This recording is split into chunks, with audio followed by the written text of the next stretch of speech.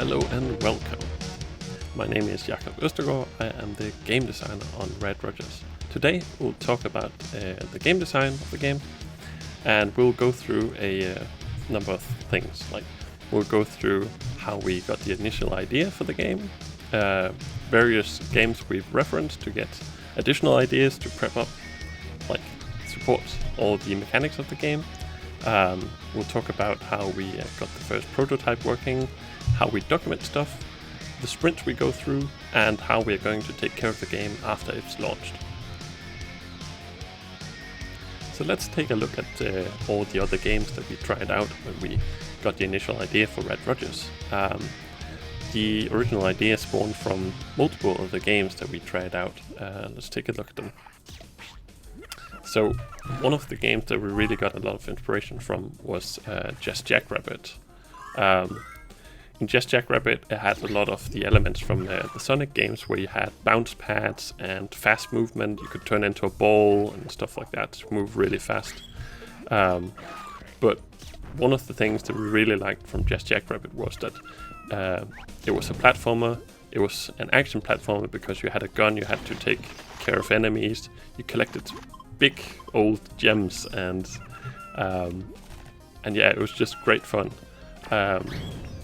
So we actually had a game night at Frederick's house, where we played a lot of older games, and Just Jackrabbit was among them. Another game was Bucky,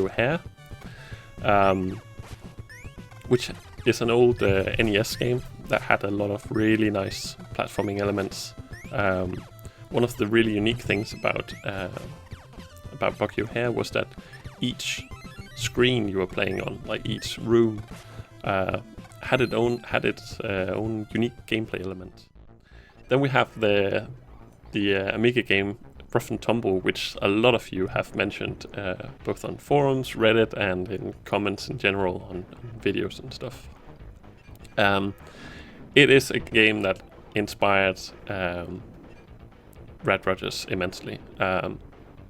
So we really like Ruff and Tumble a lot, and it is such a cool game, but it had its flaws. So we didn't really want to make just a we really didn't want to try and make a remake. So it's basically borrowing some elements, some core elements, and then making it your own, making it your own unique thing. Then we have another little Amiga game called Jim Powers, which just has this, the platforming in it is not that great, and the gameplay is not that interesting, but the theme and the music and the whole style of the game is just so over the top crazy cool. So that's something we really wanted to borrow from, just cranking it up to 11 all the time. So let's get into the editor and take a look at the game. This is level 4. We have seven big levels in the game so far. And I want to talk a bit about the controls of the game. A lot of the times in modern platformers, the animation comes before the gameplay, and that results in that if you want to, for instance, run in one direction and then turn and run in the other direction, it is a lot of times limited by the animation that needs to complete before the player is turned, and then they can run in the other direction.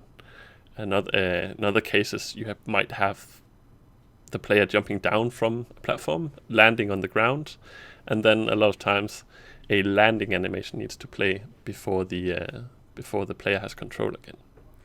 And we're really not fond of doing that, so we want the player to always have control over the game, and that is why when, let's see, we'll boot it up here.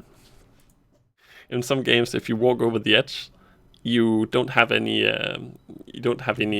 time where you can sort of save yourself. And we initially had that, where it was just really brutal. That if you walked over the edge, it's just too bad, you fall. But then we noticed that we could implement something to sort of help with that problem, so the game doesn't feel like it's screwing over the player. And one thing that we implemented was that you have a couple of milliseconds to actually jump mid-air when you've walked off the ledge, so you can sort of get back up. All right, so this time I've moved a bit ahead, and we are now further into the level. I wanted to show you guys a bit about the difficulty of the game. In a lot of other games, when you change the difficulty, it just makes the enemies harder. It makes them slower. It makes them, just artificially harder. And we didn't want to do that. So the way we make the enemies harder is that they have the same amount of health as they have now, but they're faster. So it's more the gameplay that changes rather than just making them bullet sponges, which we didn't want to do. So we use something called Confluence. It's sort of a wiki for the documentation.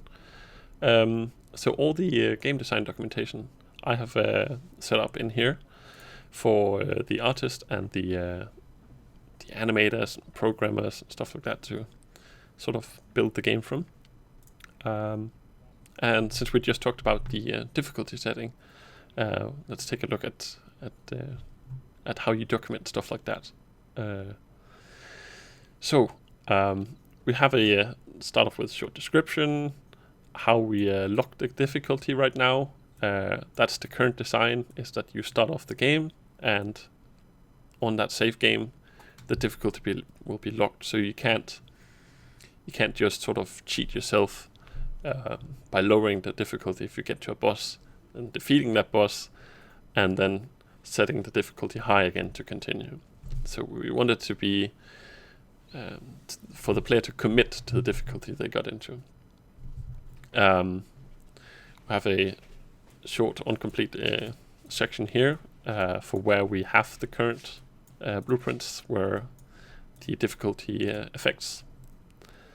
Then we have the initial setup for the various difficulties. We have easy, normal, hard, and then we have a nightmare that can be unlocked.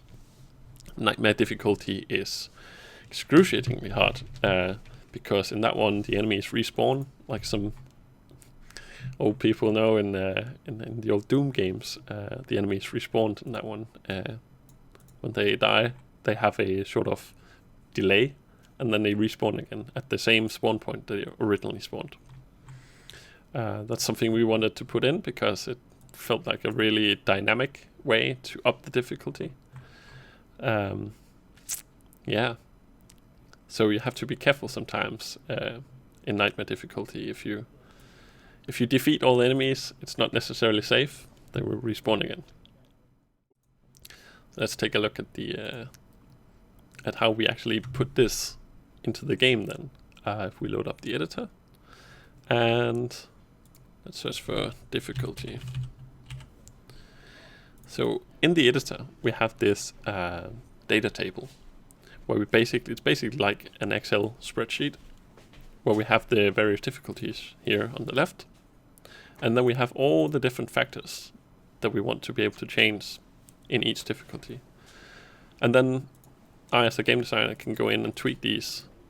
It's even possible to actually set up a spreadsheet in a external program like Excel, and then have these values over there, tweak them, have graphs and stuff like that to be able to correctly project like how the difficulty ramps up, and then export that into UE4 and use that directly, like right away in the game. No need to fiddle around.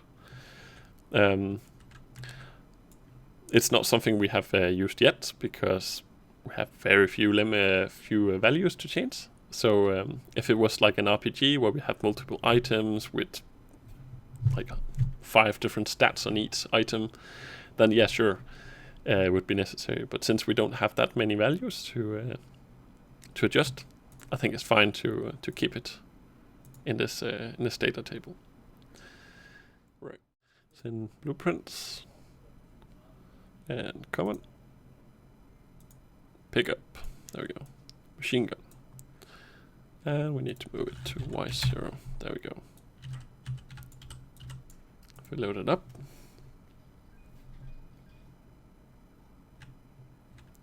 Wham. So if we move back here and take a look at the visual concept, you can sort of see we wanted to have a bit of spread originally, and it needs to be a really big kick to it. Let's see if we achieve that.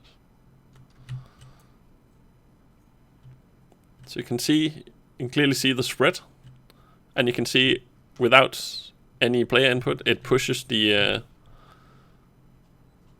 player back. So it has that kick to it, both visually and also gameplay-wise. Right. So let's take a look at some of the things in the game that we actually had to scrap or rework. That's a common thing in game development, especially in game design, that you work up an interesting idea, you document it, you test it out, and then you find out it's cool on paper, but it's not really working when you play around with it.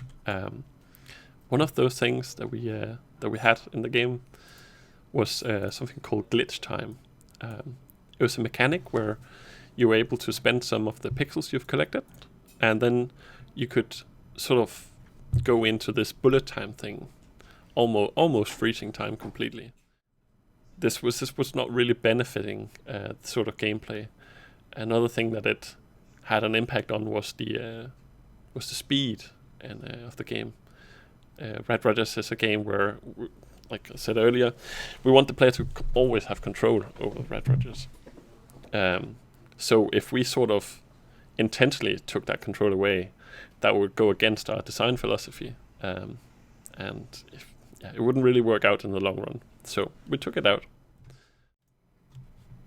and that's where you come in, because we want the feedback from all you guys, so we can help make the game better. There might be just some small bugs that we need to fix, but there might also be gameplay things that we want to tweak and even change to new mechanics if that's the case.